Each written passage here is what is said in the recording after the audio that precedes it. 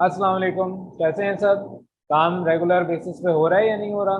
काम जो भी आप करना चाहते हैं जिंदगी में, जो कुछ भी बनना चाहते हैं, जो भी आपने डिसाइड किया हुआ है कि मैंने ऑन फ्यूचर आज से 4 साल बाद, 5 साल बाद, 10 साल बाद अपने आप को कहाँ पर देखना है, क्या उसके लिए डेली बेसिस पे कम से कम 2 से 3 घंटे निकाल पा रहे हैं या नहीं पा रहे हैं? आज की वीडियो के अंदर हम बात करेंगे कि आपका टाइम टेबल क्या होना चाहिए।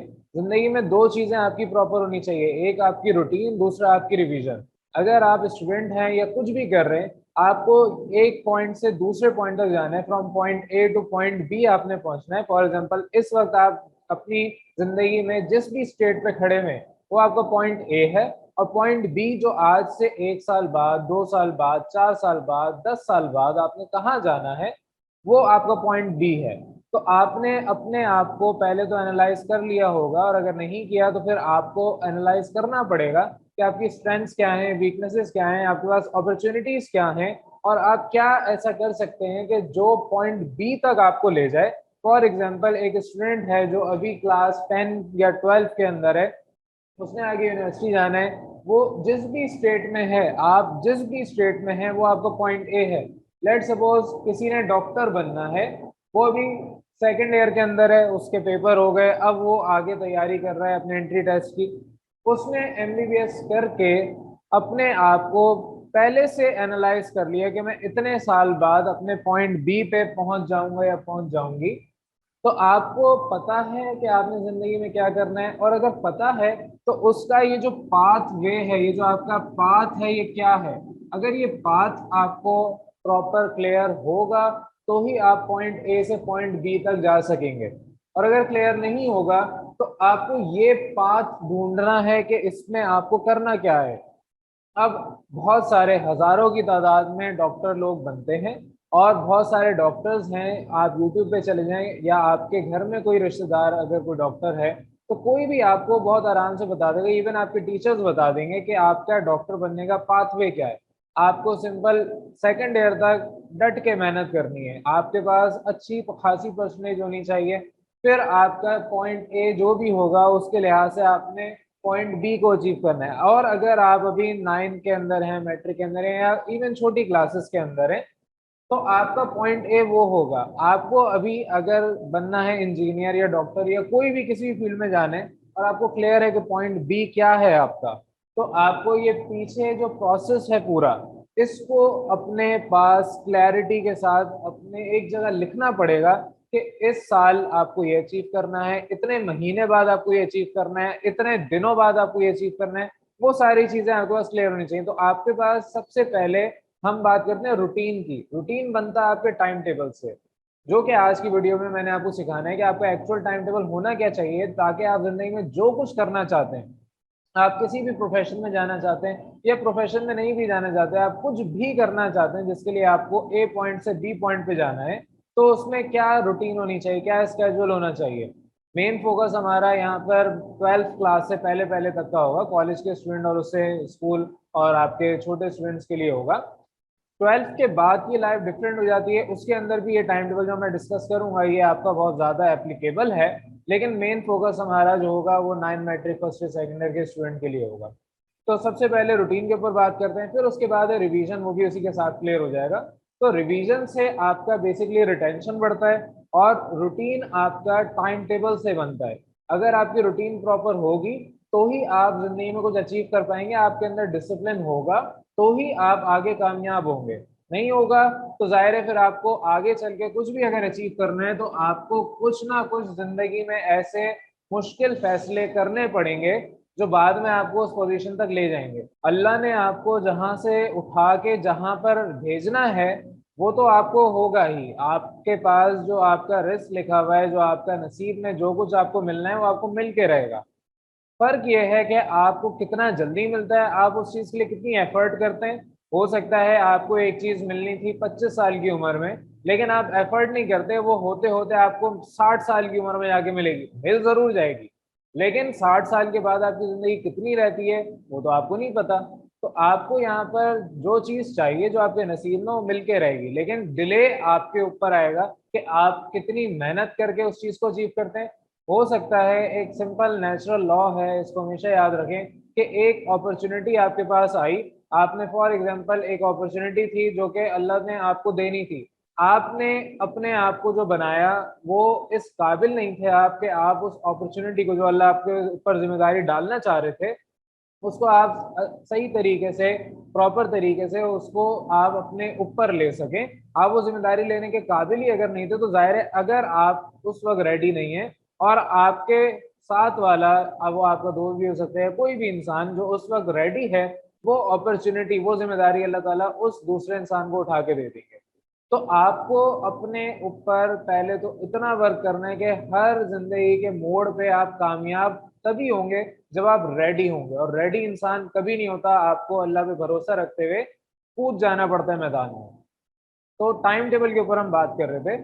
आपका जो टाइम टेबल है, सबसे पहले आपको अपने बारे में एनालाइज करना है कि आप किस तरीके से, घर में आपका कल्चर है, आपका क्या रूटीन है अभी इस वक्त करंटली, क्योंकि अगर कोई चेंज करने की जरूरत है तो ही आप उसको चेंज करेंगे। अगर आपके पास चेंज करने की जरूरत नहीं है तो जाहिर है फिर आप चेंज नहीं करेंगे, आपका रूटीन एक पहले से आपकी फैमिली ने, आपके घर ने बनाया हुआ है। तो यहाँ पर हम सबसे पहले देखते हैं कि हमारे घर का कल्चर क्या है। हम रात को पढ़ने के आदी हैं, या हमें रात में पढ़ना आसान लगता है, या हम दिन में पढ़ने के आदी हैं, हमें दिन में पढ़ना ज़्यादा आसान लगता है। हमारे जो टारगेट्स हैं, जो अचीवमेंट्स हम करना चाह रहे हैं, जो टारगेट्स हम अचीव कर लेते हैं, वो रात में पढ़ के हमें अचीव होते हैं या हमें दिन में पढ़ के अचीव होते हैं। अब बहुत सारे स्टूडेंट ऐसे हैं जिनके रात में पढ़ने की हैबिट्स हैं, क्योंकि उनका घर का सिस्टम ऐसा है कि रात को लेट नाइट सिटिंग होती है, फैमिली एक साथ बैठती है, फिर उसके बाद हम लोग रात में बैठ के पढ़ रहे होते हैं, फिर देर तक लेट नाइट सिटिंग करने के बाद,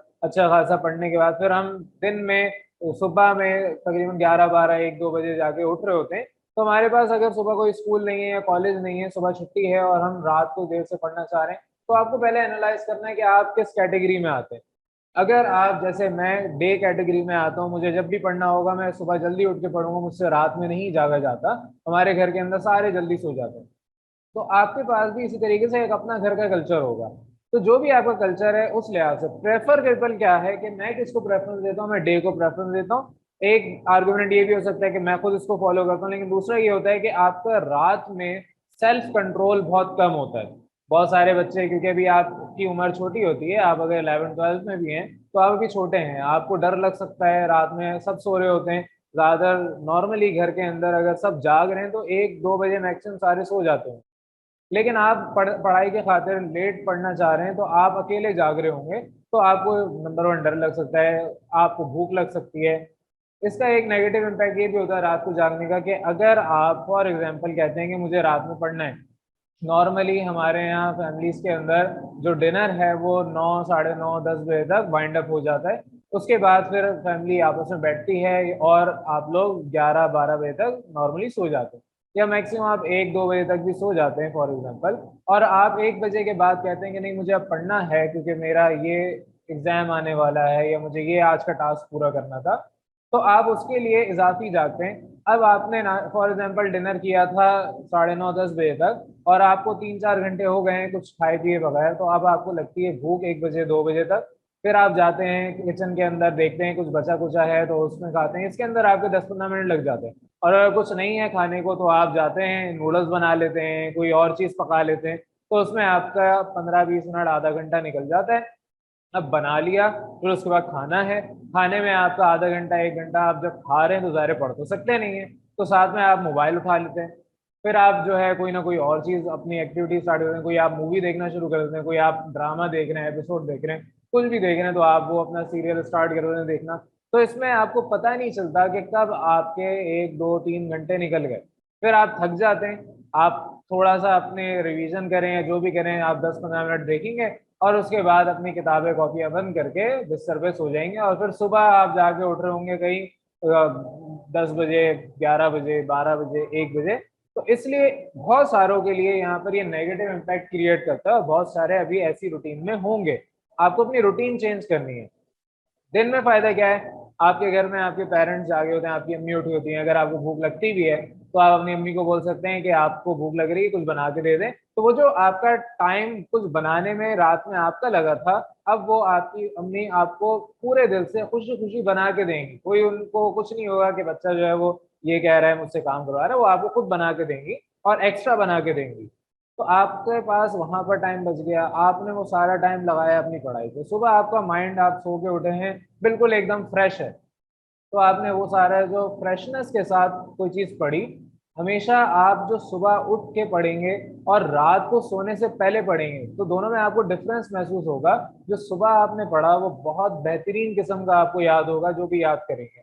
लेकिन रात में क्योंकि पूरे दिन की थकान है, आप जो है बेड पे जाने से पहले बहुत थके हुए हैं, और उस वक्त अगर आप कुछ पढ़ने बैठेंगे तो आपको कोई भी चीज दिमाग में घुसेगी नहीं, याद नहीं होगी। सबसे पहले आपको देखना होता है कि आपके पास यहाँ पर आपके घर का कल्चर क्या है और आप कहाँ स्टैंड करते हैं। मेरी प्रेफरेंस डे है, लेकिन अगर आपके घर में छोटे बहन भाई हैं या बहुत छोटे छोटे भी आपके घर में बच्चे हैं और वो मिलके शोर मचा रहे होते हैं, तो ज़ाहिर है रात में सारे तकरीबन सो जाते हैं, तो आपको रात में सुकून मिलता है, दिन भर शोर होता रहता है, इसलिए आप पढ़ नहीं पाते। तो जो आपके घर का कल्चर है वैसे आपने अपने आप को मेंटेन करना है, अपनी रूटीन वैसे सेट करनी है। दूसरा हम कहते हैं कि आपने एक दिन में एक सब्जेक्ट नहीं करना। अगर आपकी ये रूटीन है कि एक सब्जेक्ट एक दिन में आप करेंगे तो ये बहुत बुरी रूटीन है, बहुत बुरी आदत है। क्योंकि आप बेशक एक दिन में पूरी पूरी किताब रिवाइज कर सकते हैं, आप एक दिन में एक चैप्टर को बहुत अच्छा खासा डेप्थ में पढ़ सकते हैं, लेकिन आपने जो एक दिन में एक सब्जेक्ट को टाइम दिया है, तो बाकी सब्जेक्ट्स अगर आपके 3 4 5 6 सब्जेक्ट्स और पढ़े हुए हैं तो बाकी सब्जेक्ट्स के साथ ज्यादती हो जाती है, वो पाइल अप हो जाता है। अब अगर आपने मंडे को कहा कि मैं केमिस्ट्री पढ़ूंगा फॉर एग्जांपल, ट्यूसडे को मैथ्स पढ़ूंगा, वेनेसडे को आपका फिजिक्स हो जाएगा, फ्राइडे को आपके पास कोई और इंग्लिश हो जाएगा। अब अगर दोबारा केमिस्ट्री की बारी आएगी तो 4 दिन बाद आएगी, 5वें दिन। तो यहाँ पर जो आपने 3 4 दिन का काम इकट्ठा कर लिया केमिस्ट्री का, वो अब आप एक साथ बैठ के करेंगे, तो ये रूटीन आपकी खराब है, ये आपकी आदत खराब है। आपको यहाँ पर एक दिन में एक सब्जेक्ट के बजाय कम से कम 2 से 3 सब्जेक्ट तो रखने। आप केमिस्ट्री के साथ पेयर बना लें, अगर आपको केमिस्ट्री मुश्किल लगती है, मैथ्स आसान लगता है तो केमिस्ट्री के साथ मैथ्स कर लें। मैथ्स तो बाय प्रैक्टिस है, आपको रेगुलर करना है। अगर आप मेडिकल के स्टूडेंट हैं, आप मैथ्स नहीं पढ़ते, बायो पढ़ते हैं, और बायो आपको मुश्किल लगता है तो साथ में फिजिक्स लगा लें। फिजिक्स मुश्किल लगता है तो साथ में इंग्लिश जोड़ लें। जो सब्जेक्ट आपको आसान लगता है वो आप उसके साथ जोड़ लें। आपका उर्दू है, पाकिस्तान स्टडीज है, जो भी आपके कंपलसरी ऑप्शन है उसका एक कॉम्बो बना लें कि एक दिन में मिनिमम 2 सब्जेक्ट तो करने ही है, वैसे 3 से 4 सब्जेक्ट करने हैं एक दिन के अंदर। तो आपके पास मैथ भी उसी दिन होगा, केमिस्ट्री भी उसी दिन होगा, फिजिक्स भी उसी दिन होगा। अगले दिन आप हो सकता है फिजिक्स को साइड पे कर दें, अगर आपको बहुत अच्छे से आता है उसकी जगह आप जो है इंग्लिश को जोड़ दें, आप कोई और सब्जेक्ट जोड़ दें। आपको इस तरीके से रोजाना अपने 2 दिन के अंदर में टारगेट बना लेंगे हर सब्जेक्ट को पूरा करना है। अगर 6 सब्जेक्ट हैं तो 3 सब्जेक्ट आपके पास फर्स्ट डे, 3 सब्जेक्ट आपके सेकंड डे, ज्यादा से ज्यादा आप ये कर सकते हैं। वरना प्रेफरेबल ये होता है कि आपको 6 सब्जेक्ट्स अगर हैं तो 6 के 6 एक दिन में ही करने हैं। लेकिन अगर आपसे नहीं होता तो आप उसको 50% कर दें, 3 सब्जेक्ट तो एक दिन में करने ही हैं। ये स्ट्रेटेजी जो भी फॉलो करेगा वो आगे चल के अपने पास पाइल अप करता रहेगा। फॉर एग्जांपल एग्जाम्स आ गए, आपका एक सब्जेक्ट निगलेक्ट हो गया, वो पूरा हफ्ते बाद जाके उसका नंबर आएगा, तो जाहिर है आप उसको जब करने बैठेंगे तो आपको काफी परेशानी का सामना करना पड़ेगा, और फिर वहां पर प्रोक्रेस्टिनेशन जैसी चीजें होती हैं, एंग्जाइटी होती है, ये सारी चीजें होती हैं। तीसरा आपके पास यहाँ पर आता है कि आप जो भी अपना टाइम टेबल बना रहे हैं उसको आपने पहले से एनालाइज किया हो, लॉन्ग टर्म आपने टाइम टेबल बनाना है। लॉन्ग टर्म टाइम टेबल का मतलब ये होता है कि आपको पता हो कि आगे आने वाले 1 महीना, 2 महीना, 3 महीने बाद मेरे पास क्या आने वाला है। वो जो आपके पास लॉन्ग टर्म प्लानिंग है वो आपको यहाँ पर पूरी लिखनी है एक जगह। अब जब आपने इसको एक जगह लिख लिया है प्रॉपर तरीके से, और आपके पास जो कुछ भी है आपको पता है कि आपने एक टाइम के बाद ये अचीव करना है। फॉर एग्जांपल आपके 2 महीने बाद एग्जाम्स हैं, प्री बोर्ड हो सकता है, प्रीलिम्स हो सकते हैं, मंथली हो सकते हैं, कोई भी आपके एग्जाम्स आ रहे हैं, या कुछ भी आपकी लाइफ में एक इवेंट है जो कि 1 महीना, 2 महीना, 3 महीने बाद आना है, आपको पता है। तो आप उसको ब्रेक करते हैं पहले मंथली, फिर वीकली, और फिर डेली के अंदर कि आपके पास लॉन्ग टर्म प्लानिंग क्या होगी। वो प्लानिंग करना सबसे इंपॉर्टेंट है, क्योंकि अगर आप पूरा प्लान्ड वे में नहीं कुछ लिखेंगे कि आगे मेरे पास एक चीज ये आ रही है, जिसको मैंने अचीव करना है, और फिर उसके बाद ये दूसरी चीज है उसके आगे वाली, जो कि मैं इसको करूंगा तो आगे वाली चीज को अचीव कर सकता हूँ। तो वही बात है कि आपके पास पॉइंट ए पता होगा कि आप कहाँ एग्जिस्ट करते हैं, आपको जाना है पॉइंट सी पे, और पॉइंट बी आपके बीच की चीज है। फॉर एग्जांपल आपको यहाँ पर यूनिवर्सिटी जाना है, आप अभी स्कूल के अंदर हैं, तो आपको 11 12 यानी कॉलेज में पहले जाना पड़ेगा, फिर कॉलेज के बाद आप उस पर्टिकुलर यूनिवर्सिटी में जाएंगे। तो वो जो आपके पास पॉइंट बी है वो अगर क्लियर होगा तो ही आप अपने पास चीजें प्रॉपर प्लान कर पाएंगे। तो यहाँ पे आपका लॉन्ग टर्म टाइम टेबल का मतलब ये होता है कि आपने पहले सबसे अपने बना लिया कि ये मुझे एक हफ्ते का टारगेट है। फॉर एग्जांपल मेरा एक हफ्ते बाद पेपर आने वाला है, संडे टू संडे एग्जाम्स हैं, या कोई भी आपके पास एग्जाम आने वाला है, उस महीने की 25 तारीख है, उसमें आपका एग्जाम है, कोई पूरा हफ्ता लेगा, तो आपके पास 1 या 2 हफ्ते का टाइम पीरियड है जिसमें आपको वो सारा सिलेबस रिवाइज करना है। तो आपको पता है क्लियरली, आपने 2 हफ्ते के अंदर अपनी पूरी प्लानिंग कर ली, और फिर आपको ये अगर पता है कि अगले महीने दोबारा इसी सेम डेट में, इसी सेम वीक के अंदर, लास्ट वीक के आपके पास एग्जाम आने वाले हैं, तो आपने उसकी भी प्लानिंग कर ली कि ये सिलेबस होगा तो मैं ये काम कर लूँ। At the end of the day आपको पता है कि आपका गोल क्या है, ताकि आप लॉन्ग टर्म गोल जो आप अचीव करना चाह रहे हैं उस तरफ चले जाएं। तो आप इस पे पहले मेहनत करेंगे। हमारे यहाँ स्टूडेंट्स में क्या मसला होता है, पढ़ाई उनको करनी है लेकिन उनको पढ़ना नहीं है। आपको डॉक्टर बनना है लेकिन डॉक्टर बनने के लिए वो मेहनत नहीं करनी है। आपको इंजीनियरिंग करनी है, इंजीनियर बनना है, लेकिन इंजीनियरिंग करने के लिए वो मेहनत नहीं करनी है। आपको पता है कि आपको फॉर एग्जाम्पल मोर देन 85% चाहिए, मोर देन 80% चाहिए, आपको पता है कि आपको ये अचीव करना है। यहाँ पर आपके टीचर्स, आपके पेरेंट्स, आपके बड़े बहन भाई और दीगर सब लोग जो आपको गाइड कर रहे हैं कि आप अगर मोर देन 80% या 85% लेना चाहते हैं तो ये आपका पाथ है, इस पाथ पे चलना है आपने, तो आपको ये चीज अचीव होगी। हमें इस पाथ पे चलने पे मसला होता है, क्योंकि हमारे पास एक चीज है जो कि सामने नजर आ रही है और हम उससे डर रहे हैं। ये चीज हमें मुश्किल लग रही है करना, क्योंकि हमें इसमें मेहनत करनी पड़ेगी, इसमें एफर्ट डालना पड़ेगा, और वो चीज है जो कि दूर खड़ी हुई है, दूर पड़ी हुई है, आपके पास सी पॉइंट है जो हमें चाहिए। तो हम कहते हैं कि हम उसके बारे में प्लानिंग करते हैं, हम उसके बारे में सोचते हैं, हम ये प्लान करते हैं कि अगर ये नहीं भी होता लाइफ के अंदर तो यहाँ पर कैसे जाया जाए। हमें क्योंकि इस पॉइंट पे आने में डर लग रहा है तो हम क्या करते हैं, प्रोक्रेस्टिनेट करते हैं। फिर हम अपने मोबाइल फोन के अंदर घुस जाएंगे, फिर हम उल्टी सीधी वीडियोस देखेंगे कि how to achieve 95% 99% in board exams, और वहां पर जाके फिर हम वीडियोस 10 12 पूरी देख के अपने 1.5 2 3 घंटे जाया कर देंगे। और उसके बाद जब बैठेंगे पढ़ने तो दोबारा एंग्जाइटी, अब क्योंकि और लेवल बढ़ चुका है, अब हम जो है इस वक्त बिल्कुल थके हुए हैं, और फिर हम कहेंगे कि अब कुछ नहीं हो सकता, कल से शुरू करूंगा। फिर हम इसको अगले दिन पे टालते हैं। तो एक मशहूर कहते हैं ना कि आज का काम कल पर मत टालो। तो बेटा ये इसीलिए कहते हैं कि आप अपने यहाँ पर अगर प्रोक्रेस्टिनेशन करना शुरू कर देंगे, आप आज का काम कल पे डालना शुरू कर देंगे, तो जो चीज अचीव करनी है वो कब अचीव करेंगे। और इसी तरीके से आपने जब अपना लॉन्ग टर्म टाइम टेबल पूरा डिजाइन कर लिया कि मैं ये अचीव करने जा रहा हूँ, तो उसके अंदर आपने एक इम्पॉर्टेंट कंपोनेंट डालना होता है, दैट इज रिवीजन। आपको रिवाइज करना है अपनी चीजों को साथ साथ। आप अगर चैप्टर 1 फॉर एग्जांपल पढ़ रहे थे, अब चैप्टर नंबर 2 पे आ गए, तो आपको चैप्टर 2 जब पढ़ रहे हैं तो साथ ही साथ चैप्टर 1 भी रिवाइज करना है। अगर आपके पास 5 चैप्टर्स हो गए हैं और आप छठे चैप्टर पे चल रहे हैं, अब शुरू के 5 चैप्टर आपसे नहीं पूछे जा रहे, और चैप्टर 1 2 पढ़े हुए भी आपके महीनों गुजर गए, तो रिवाइज आपको खुद करना है। कोई स्कूल, कोई कोचिंग, कोई कॉलेज, कोई भी इदारा आपको रिवाइज नहीं करवाएगा जब तक कि वो अपना सिलेबस कंप्लीट ना करवाएं। वो अपने लिहाज से, अपने स्केड्यूल के लिहाज से रिवाइज करवाएंगे आपको, लेकिन आपने क्योंकि पढ़ लिया, अब उसको रिटेन रखना है, आपको रिटेंशन चाहिए। कोई भी आप काम करते हैं उसके लिए आपको रिटेंशन अगर बरकरार करनी है तो आपको रिवाइज करना पड़ेगा। आपको अगर अपने दोस्तों से मिलना है, दोस्तों के नाम याद रखने, तो आपको बार बार मिलना पड़ेगा। वरना ऐसे ऐसे दोस्त हैं जिनको मिले हुए मुझे आज से 15 20 साल हो चुके हैं, फॉर एग्जाम्पल मुझे उनका नाम नहीं याद। तो जो भी इंसान आपकी लाइफ में आता है, फॉर एग्जांपल आप बाजार में गए, आपने आज किसी दुकान वाले से कोई शॉपिंग की, आज आपने उससे जाके अच्छा खासा सामान ले लिया, अब आप 1 साल बाद उसके पास नहीं जाते, 1 साल तक, तो 1 साल बाद जब उसके पास जाएंगे तो आपको नाम वगैरह कुछ याद नहीं होगा, सेम उसे भी कुछ नहीं याद होगा। इसी तरीके से आप जो अपने घंटों बर्बाद करते हैं सोशल मीडिया के ऊपर, आप कहते हैं कि मुझे ये आज मेरी पोजीशन ये है, मुझे इस बी पॉइंट पे जाना है ताकि सी पॉइंट जो मेरा लॉन्ग टर्म विजन है वहां में जा सकूं।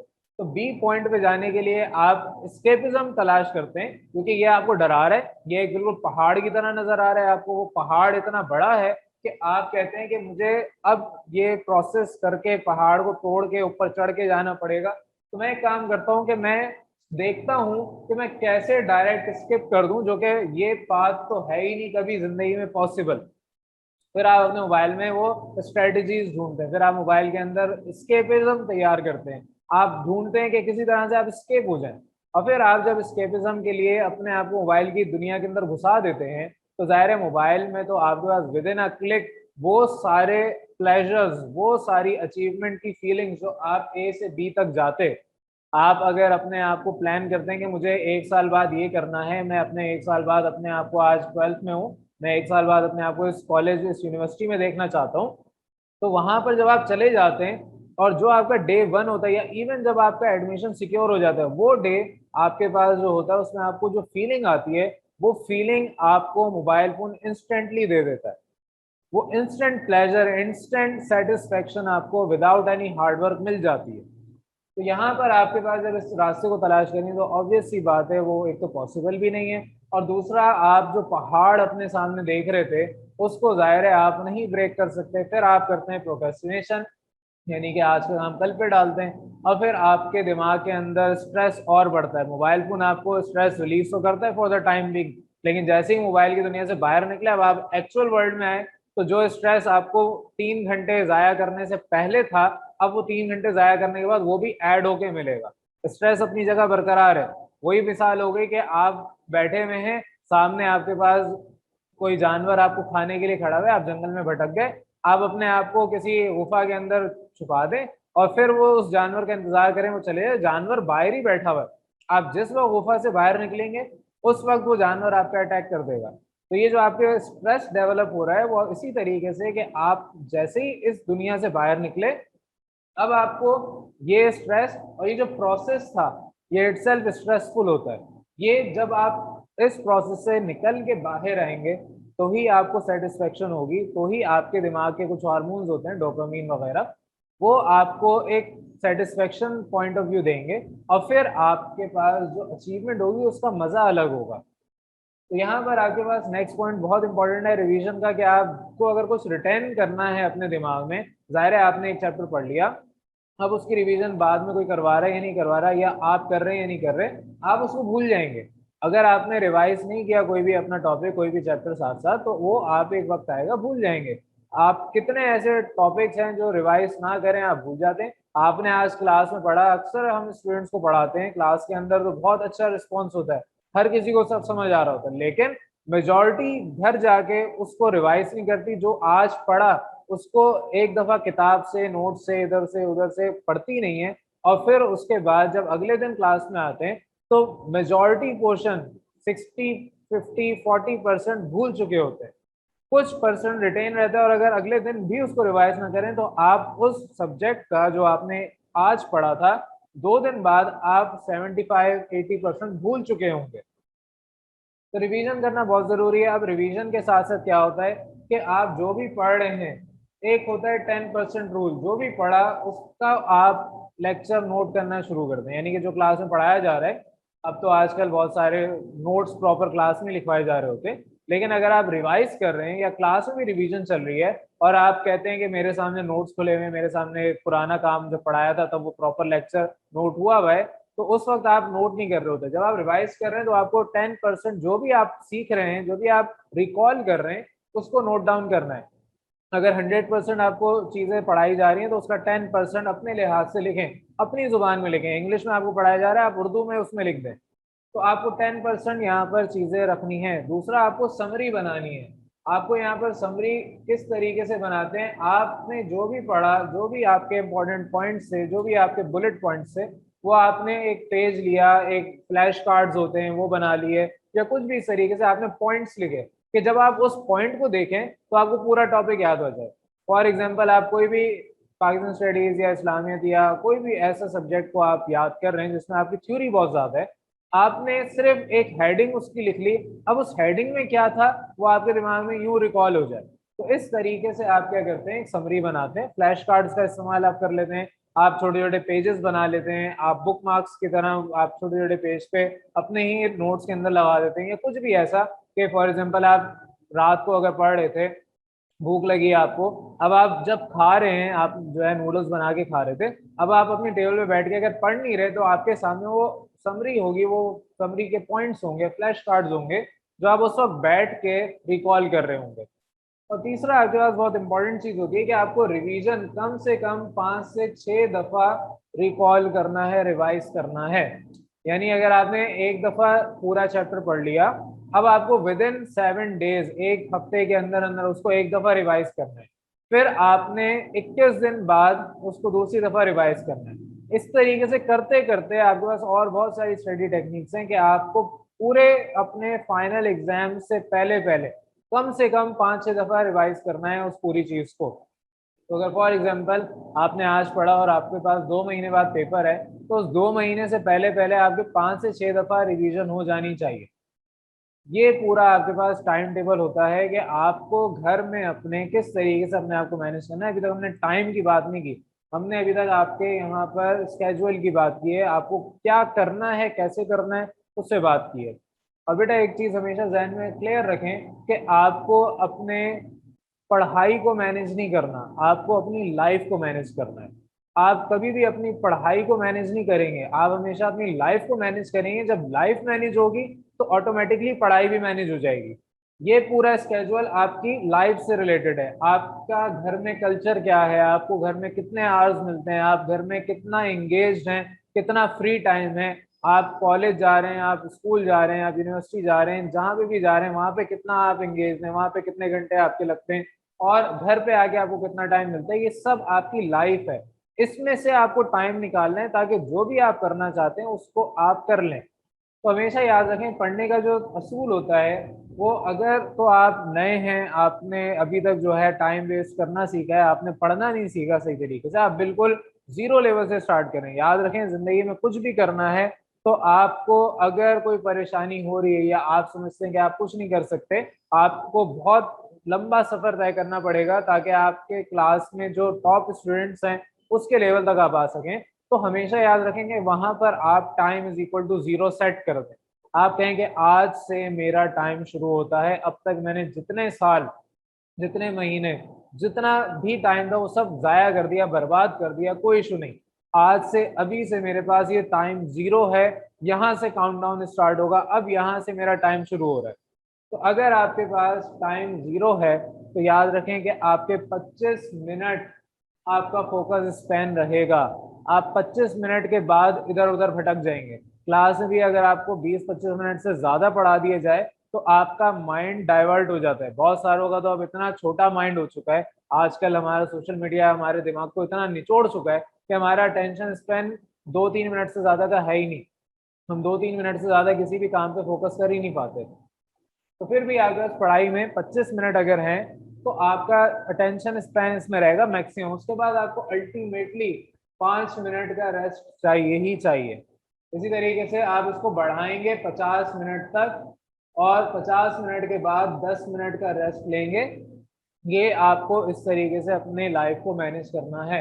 आपने अपने आप को 25 मिनट से शुरू किया, फिर आपने 30 मिनट, फिर 45, 40, 45, 50, इस तरीके से लाते लाते आप इस पॉइंट तक आ गए। एक वक्त आएगा कि आप अपने पास 2 घंटे का टाइम स्पेन क्रिएट करेंगे, और जाहिर है जब 2 घंटे आप यहाँ पर लगा रहे हैं तो आपके पास ये अराउंड 25 मिनट्स का ब्रेक आएगा। लेकिन आपके पास स्टार्ट तो कहीं ना कहीं से करना है। आपको एंड 2 घंटे नहीं, आपके पास अगर 3-4 घंटे तक भी जा सकते हैं, जो कि बहुत कम लोगों में रेयरली पाया जाता है, लेकिन आप इधर भी अचीव कर सकते हैं अपने आप को। तो सिंपल है, आपने यहाँ पे से स्टार्ट किया, आपने 25 मिनट दिए और 5 मिनट का ब्रेक लिया, फिर 25 मिनट दिए, 5 मिनट का ब्रेक लिया। इस तरह से करते करते आप डेली बेसिस पे जब काम करेंगे तो अपने आप को इम्प्रूवमेंट करते हुए देखेंगे। जब आपका ये सारा टाइम मैनेज हो गया, अब आपने अपना टाइम टेबल बनाना है, अपने इफेक्टिव आवर्स निकालने। आपने देखना है कि रोजाना आपने जो अपना टास्क बनाया था, टू डू लिस्ट बनाई थी आपने, उसके रिस्पेक्टिव रियलिटी क्या है। आप असल में क्या कर रहे हैं, आपके एक्चुअल वक्त कहाँ जा रहा है। अगर आपने कहा कि दिन में आपने 10 घंटे पढ़ना है, तो एक्चुअल में कितने घंटे पढ़ा। अगर आपने कहा कि आप 10 घंटे पढ़ रहे हैं और आपके लेट से 2-3 घंटे ही पढ़ पाए, बाकी आपने जितना भी वक्त था वो जाया कर दिया। अब वो जाया कहीं पे भी हो सकता है, अब वो आप चाहें या ना चाहें। कुछ ऐसे हमारा वक्त ज़ाया हो जाता है कि जिसमें हमारा इख्तियार नहीं होता। फॉर एग्जाम्पल इमरजेंसी आ गई, कहीं अचानक जाना पड़ गया, या किसी ने कोई काम बोल दिया, उसको मना नहीं कर पाए। आपके अब्बू ने आपको कई महीनों बाद कोई काम बोला, अब आप उन्हें मना नहीं कर पाए, उनके साथ आपको जाना पड़ गया, आप चले गए। तो इस तरीके से आपके कुछ ना कुछ दिन होंगे। तो आपको ये रोजाना अपने आप को चेक करना है कि आज जो आपको करना था टास्क, उसको आपने कितने वक्त में किया, कितने घंटे थे जो आपने अपने लिए बचाए, और रियलिटी क्या थी, आप जो करना चाहते थे वो किया या नहीं किया। ये चीजें जब तक आपको क्लियर नहीं होंगी, तब तक आपके पास यहाँ पर अफेक्टिव रिजल्ट्स नहीं आएंगे। और अफेक्टिव रिजल्ट्स लाने के लिए आपको सबसे पहले तो अपने घर का एनवायरनमेंट, अगर आपका डिफरेंट है तो आपको घर के एनवायरनमेंट को चेंज करना पड़ेगा। चेंज किस तरीके से, आप घर में अनाउंसमेंट कर रहे हैं, आप सबको बता दें कि मेरा ये एग्जाम आने वाला है, या मुझे इतना टाइम इतने बजे से इतने बजे तक फ्री चाहिए, मैं इस वक्त बैठ के पढ़ रहा होता हूँ या पढ़ रही होती हूँ, तो मुझे इसमें डिस्टर्बेंस नहीं चाहिए। अगर आपके घर के अंदर छोटे बहन भाई हैं, छोटा कोई भी है जो कि शोर वगैरह मचाता है, तो आप अपने पेरेंट्स से बोलें या जो भी है उसको बोलें कि आप इनको देख लें, और ये टाइम है, मेरा जो प्रेमिसेस है, मेरा ये जो कमरा है, मेरा ये जो स्टडी एरिया है, इधर ये लोग ना आए या ना इसके इर्द गिर्द घूमे शोर मचाए। तो आपने पहले ही अपनी क्लैरिटी कर ली। अगर आपके पास फ्लोर्स हैं तो आप डिफरेंट फ्लोर में जाके उस टाइम पे पढ़ लें। अगर आप कुछ भी कर सकते हैं, आप अनाउंस करें, आप अपने घर का एनवायरनमेंट चेंज करें। अगर आपको घर में पढ़ने की जगह नहीं मिलती, और अगर इवन आपका घर छोटा है या आपके घर में ऐसा एनवायरनमेंट नहीं पैदा हो सकता, तो आप अपने इंस्टीट्यूट चले जाएं, आप वहाँ पर रिक्वेस्ट करें कि मैं एक्स्ट्रा इतने टाइम बैठना चाहता हूँ, या इतने टाइम मुझे दे दें, मैं यहाँ पर ये पढ़ लूंगी। तो वो आप अपने इन्वायरमेंट को मैनेज करेंगे। तो सबसे पहले तो ये है कि आप अपना अनाउंसमेंट कर दें कि आपके पास ये चीज़ है, मुझे इतने बजे उठना है। आप घर में अपने पेरेंट्स को बता दें। फॉर एग्जाम्पल अगर आपको सुबह जल्दी उठना है, तो आप अपनी अम्मी को बोल दें कि मुझे इतने बजे उठना है, आप अब्बू को बोले मैं इतने बजे उठूंगा, ये करूंगा। और आप घर में और 4-5 लोगों को अनाउंस करते हैं कि मुझे ये चीज़ करनी है, इतने बजे मैं ये चीज़ करने के लिए उठूंगा। और फिर उसमें एक सेंस ऑफ रिस्पॉन्सिबिलिटी आएगी कि अगर आप फॉर एग्जाम्पल कहेंगे कि मुझे 4 बजे उठना है, और बैठे में 7-8 बजे तक सो रहे हैं, तो फिर जाहिर सी बात है आप लोगों के पेरेंट्स ही आपको ताने देना शुरू कर देंगे, ये देखो ये तो सुबह जल्दी उठने का कह रहा था और अब यहाँ पे घोड़े बेच के सो रहा है। तो यहाँ पर आपके पास जब अनाउंस करेंगे तो ज़ाहिर एक सेंस ऑफ रिस्पॉन्सिबिलिटी है, तो वो आपके ऊपर रिस्पॉन्सिबिलिटी आएगी, आपको करके दिखाना होगा। और जब आप ये 1 हफ्ता 2 हफ्ता करेंगे तो ऑटोमेटिकली आपकी आदत बन जाएगी। हमारे यहाँ प्रॉब्लम क्या होती है कि हम रात को देर तक जागते हैं और फजूल चीज़ों में बैठ के वक्त ज़ाया कर रहे होते हैं, और हमारे पास जब वक्त ज़ाया करते हैं तो ज़ाहिर है हमारे काम रुक जाते हैं, जो हम करना चाहते थे वो ना होने की वजह से हमारा जो भी वक्त है वो ज़ाया हो जाता है। और फिर जब आप सुबह उठते हैं, ज़ाहिर है आप रात को थक के सोए थे, आप हारे हुए इंसान की तरह सोए थे, अपने आप को गालियां दे के बुरा भला कह के आप सो रहे थे। जब सुबह उठेंगे तो भी आप एक हारे हुए इंसान की तरह ही उठेंगे। और जब आप सुबह लेट उठेंगे, आपकी अम्मी आपको डांट के उठाएंगी, आपको बोलेंगी कि आपकी क्लास मिस हो गई है और आप अभी तक पढ़े हुए सो रहे हो। तो आपका जिंदगी जो आपकी शुरू होगी, उस दिन का स्टार्ट एक नेगेटिविटी से होगा। और जब आपके किसी भी स्टार्ट में नेगेटिव इम्पैक्ट आ जाए, तो जाहिर सी बात है आपका पूरा दिन खराब जाता है। तो सुबह सुबह आप लोगों के पेरेंट्स भी बोलते होंगे, पुराने लोग कहते थे कि सुबह सुबह लड़ना नहीं चाहिए वरना पूरे दिन इंसान लड़ता रहता है। तो उसकी वजह ये है कि आप सुबह सुबह नेगेटिविटी से अपना डे स्टार्ट करेंगे, तो जाहिर है पूरा दिन अगर आपका नेगेटिव ही रहेगा। तो सबसे पहला काम अनाउंस करना है। अनाउंस के बाद फिर आपने अपने एनवायरनमेंट को आइसोलेट करना है। एनवायरनमेंट आइसोलेशन बहुत ज़रूरी है। अगर आपका ये कमरा है जिसमें आपने ये पढ़ना है, तो आप अपने कमरे को आइसोलेट कर दें। आइसोलेट का मतलब ये नहीं कि दरवाजे खिड़कियां सब बंद करके बस बैठे हुए कमरे के अंदर, अच्छी खासी घर पे डांट पड़ेगी। आपने क्या करना है, आपने दरवाजे खिड़कियां सब खोलनी है, आपके घर में आपके कमरे में ऑक्सीजन आनी चाहिए। आपने अपना एक पोर्शन बना दिया, उसके अंदर आपने बैठ के पढ़ना है, ताकि आपका दरवाजा खुला है, आपकी अपनी बार बार आके आपको मॉनिटर कर सकें। पेरेंट्स की मॉनिटरिंग बहुत ज़रूरी है। अगर आप कहते हैं कि ये मुझे बार बार आके देखते रहते हैं, इनको ट्रस्ट नहीं है, ये नहीं है, वो नहीं है, तो ये सारी चीज़ें आपका दिमाग है, आपका दिमाग दिमाग आपसे बकवास कर रहा है। आपके पेरेंट्स की मॉनिटरिंग करना बहुत ज़रूरी है, क्योंकि अगर आप ज़रा सा भी अपने ट्रैक से हटेंगे, तो वो आपको रिमाइंड करवाने के लिए मौजूद है कि बेटा ये गलत कर रहे हो, कि हर वक्त आप इसी में घुसे रहते हो, आप पढ़ाई नहीं कर रहे। बेशक आप अभी पढ़ के 5-10 मिनट के लिए उस चीज में घुसे थे, लेकिन उस चीज में जो मोबाइल के अंदर या दूसरी इंटरटेनमेंट के अंदर घुसे थे, उस चीज की अभी जरूरत नहीं है। मोबाइल फोन को तो जिंदगी से कंप्लीटली निकाल दें, दिन में आधा 1 घंटा डिसाइड कर लें कि सबके सामने बैठ के मैंने ये चीज इस्तेमाल करनी है। जिस भी दोस्त को मैसेज करना है, जो भी जवाब देना है, किसी की कॉल आनी है, जो कुछ आना है, वो उस आधे 1 घंटे में एंटरटेन किया जाएगा। उसके अलावा मोबाइल को हाथ भी नहीं लगाना, तभी जाके ये अचीव होना शुरू होगा। तो यहाँ पर अपना एनवायरनमेंट आइसोलेट करना है आपको। यहाँ पर अपना जो कुछ भी मैंने सिखाया उस सबको समझते हुए अपने आवर्स को, अपने अपने अटेंशन स्पैन को प्रॉपर रखना है। तो यहाँ पर आपके पास जब चेक कर लेंगे कि आपने जो करना था वो और जो रियलिटी है वो क्या है, तो उसके बाद फिर आता है कि आपकी कितनी कैपेसिटी है कि आप कितने घंटे बैठ सकते हैं। अगर आप वीकेंड पे हैं, फॉर एग्जांपल सैटरडे संडे है, छुट्टियां हैं, स्कूल कॉलेज वगैरह आप नहीं जा रहे, आपके पास छुट्टी है, तो आपने 10 घंटे तो अपने दिन में निकालने ही है। आपके पास जो दिन है वो 3 हिस्सों में बटा हुआ होता है। 8 घंटे आपको नींद के लिए चाहिए, आपको सोना ही है। 8 घंटे की स्लीप बहुत ज्यादा मैंडेटरी है, 7 से 8 घंटा सोना ही, क्योंकि अब आप जब यहाँ पर पढ़ रहे हैं तो आपको दिमाग को फ्रेश रखना है और चीजें आपको सीखनी है। आपके पास 8 घंटे की स्लीप बहुत ज्यादा अच्छी होती है ताकि आपकी मेमोरी स्ट्रांग हो। 8 घंटों में से आपके पास 5-6 घंटे इधर उधर स्कूल और कॉलेज वगैरह जाने में अगर जाते हैं, तो बाकी 1.5-2-3 घंटे आपके कोचिंग वगैरह में निकल जाते हैं। ये आपके पास वीक डेज में होता है, वीकेंड के अंदर ये स्लॉट खाली है। और 8 घंटे आपके पास टोटली फ्री होते हैं, जिसमें आप खाना पीना, नहाना धोना, ये सारे काम कर रहे होते हैं, अपनी दीगर एक्टिविटीज, रिवीजन वगैरह कर रहे होते हैं। बाहर भी जाना है, घूमना फिरना, वो इस 8 घंटे में हो रहा होता है। तो जिस दिन आपके पास छुट्टी है, वीकेंड है आपको, फ्राइडे को भी हम कभी कह लेते हैं वीकेंड है, लेकिन सैटरडे संडे, तो आपको 10 घंटे पढ़ना है। 10 घंटे को आप ब्रेक कर लें, 2 घंटे के स्पैन में 2+2+3+3, यानी आपने 2 घंटे पढ़ा, फिर 2 घंटे पढ़ा, ब्रेक के बाद, फिर ब्रेक के बाद 3 घंटे, फिर ब्रेक के बाद 3 घंटे। इन 3 घंटों को भी आप 1.5-1.5 घंटे के ब्रेक में कर लें। जैसे भी आपको 10 घंटे आपको वीकेंड पे पढ़ना है, छुट्टियों वाले दिन पढ़ना है। और वीक डेज में भी आपको कम से कम 7 घंटे तो पढ़ना ही है। आप उसमें ये 4 घंटे और 3 घंटे इस तरीके से पढ़ेंगे, वो 3 घंटे एक्स्ट्रा ज़ाहिर है आपका अगर कोचिंग है वहां चले जाते हैं, या आपका स्कूल है, कॉलेज है, वहां पर आपका आधा टाइम चले जाते हैं, तो इधर आपके पास टाइम मैनेज कम हो सकता है। तो 6 से 7 घंटे आपको मैनेज करने हैं वीकेंड, सॉरी वीक डेज पे भी। तो यहाँ पर आपके पास इस तरीके से एक पूरा टाइम टेबल होना चाहिए, आपका पूरा स्केड्यूल होना चाहिए कि आप किस तरीके से पढ़ेंगे। ये लॉन्ग सिटिंग आवर्स कहलाते हैं, कि आपके पास सिटिंग आवर्स क्या हैं, आप किस तरीके से पढ़ेंगे। तो ये जब आप अपनी लाइफ को मैनेज करेंगे तो ही जाके आपको ये वक्त मिलेगा।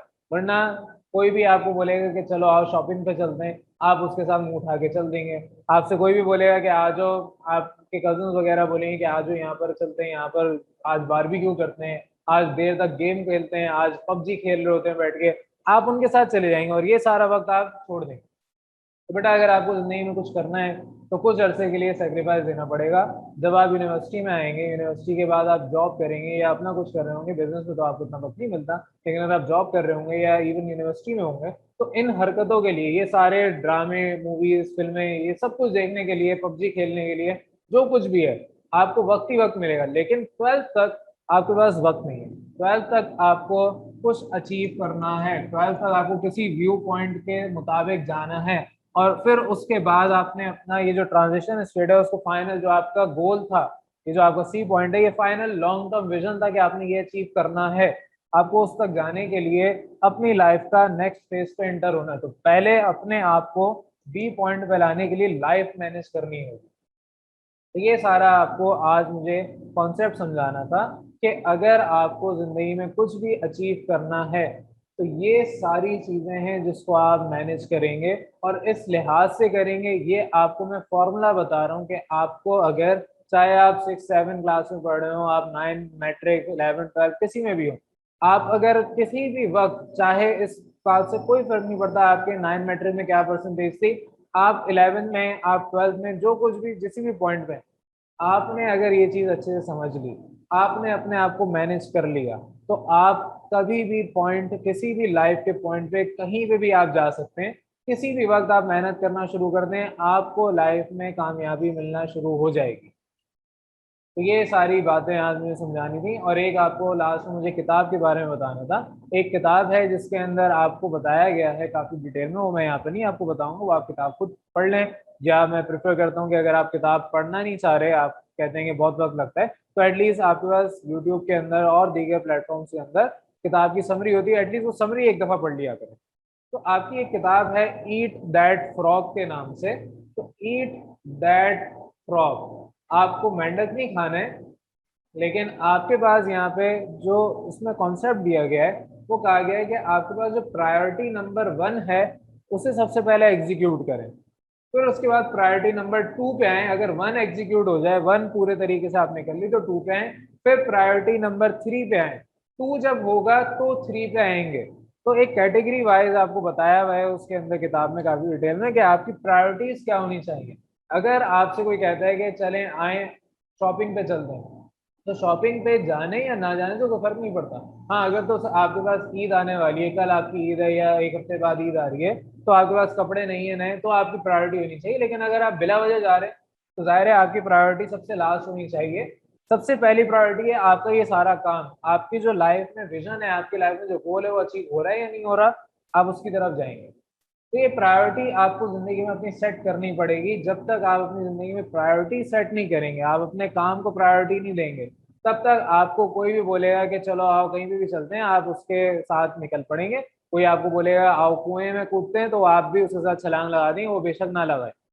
तो आपको अपनी प्रायोरिटी सेट करनी है, और फिर अपने आप को एनालाइज करना है कि क्या आपके पास वाकई वक्त बचा है अब या नहीं। किसी के इवेंट है, किसी की शादी है जिसमें आपको शिरकत फरमानी है, तो वहां पर जाने के लिए भी आपको पहले देखना पड़ेगा कि उसकी प्रायोरिटी क्या है। अगर आपके अपना फैमिली मेंबर है तब तो जाना लाजमी हो जाता है कभी कभार।